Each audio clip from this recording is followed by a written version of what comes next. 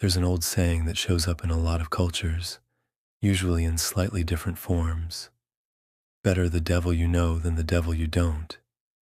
It's one of those phrases people repeat casually, often without thinking much about it, but it survives for a reason.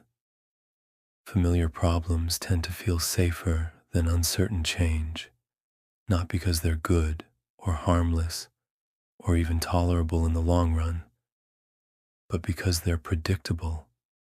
People learn how to live around familiar problems. They learn where the edges are. They learn what can be ignored, what needs attention, and what can be postponed. Over time, that familiarity starts to feel like control. Uncertainty, on the other hand, doesn't come with boundaries. It doesn't arrive with instructions. Even when change might improve things, it introduces variables people don't yet know how to manage. So when people stay in situations that clearly aren't working, whether in habits, relationships, systems, or entire ways of living, it's often not because they believe things are fine. It's because the cost of what's familiar feels easier to calculate than the cost of what isn't. And that trade-off shows up far more often than most people realize. Familiar problems have a strange advantage. They announce themselves early, then settle into routine. Once something is known, people start building workarounds instead of solutions. They adjust schedules, they lower expectations, they compensate quietly. What once felt like a problem becomes part of the environment, and environments rarely feel urgent. A familiar problem doesn't ask to be solved every day. It only asks to be managed. That distinction matters because managing something feels productive. Solving something feels disruptive. So people choose management.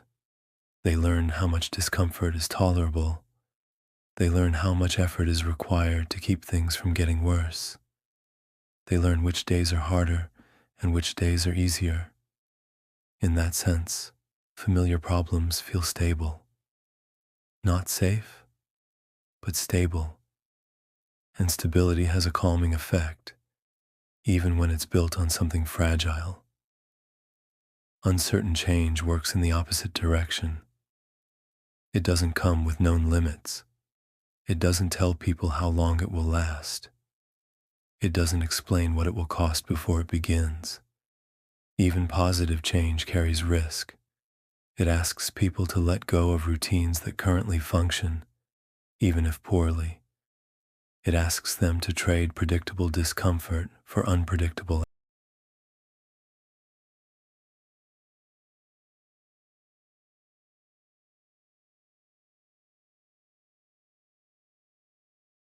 They do.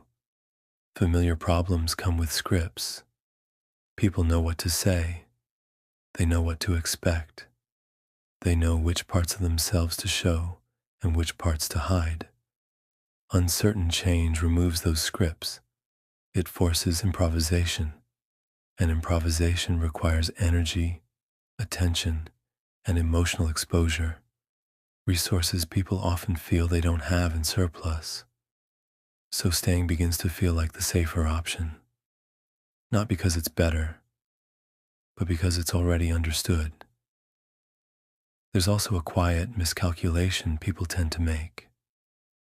They assume familiar problems will remain roughly the same, but familiar problems rarely stay still.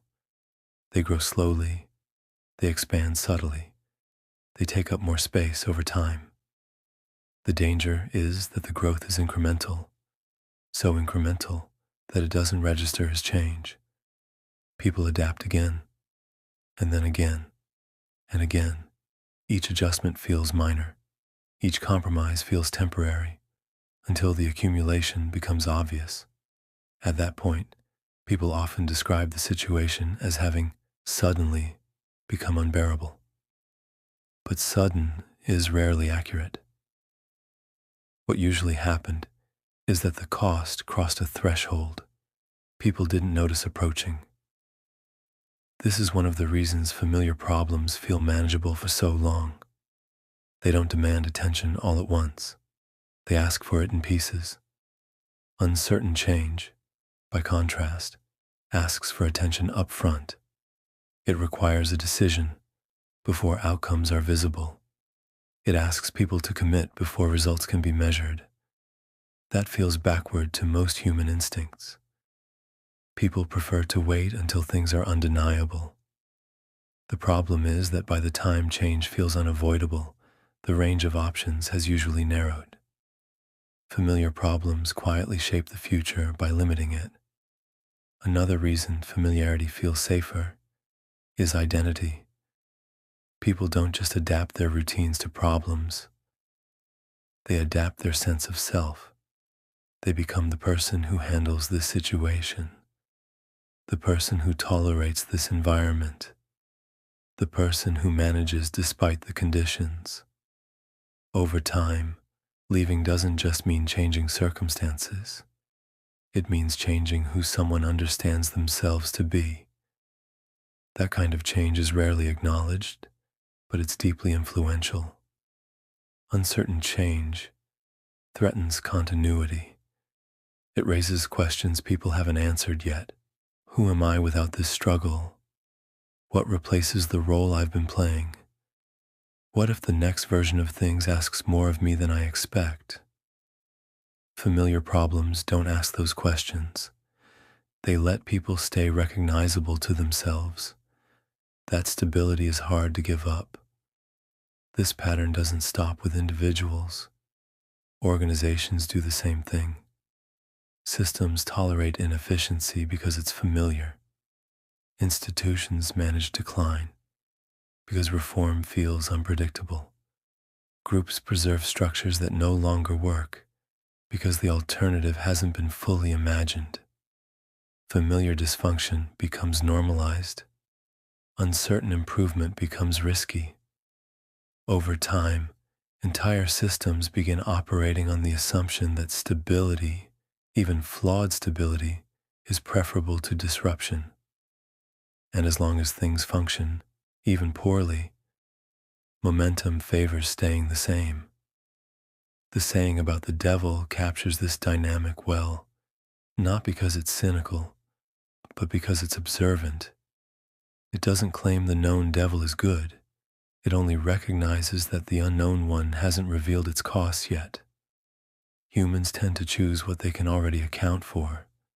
Known damage feels containable. Unknown outcomes feel limitless. So people wait. They wait for clarity. They wait for certainty. They wait for a moment that makes the decision obvious. Often, that moment arrives late. By then, the familiar problem has already reshaped the landscape. This isn't a failure of intelligence.